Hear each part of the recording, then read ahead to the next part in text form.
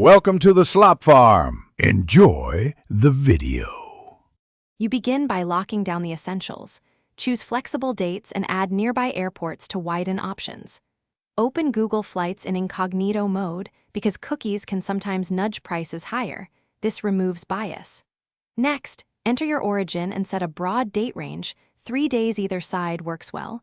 Then specify max budget and preferred layover count so results match your tolerance. Once done, you're ready to apply filters that dramatically cut results while keeping cheaper alternatives visible. Now focus on the complex middle. Open the price graph and date grid to visualize cheapest departure and return days. This shows seasonal dips at a glance. Apply filters for number of stops, specific airlines, departure times, and baggage allowances to avoid surprises. Make sure to check baggage fees when comparing prices. Also experiment with multi-city searches or booking 2 one-way tickets. Often that yields lower fares than round trip.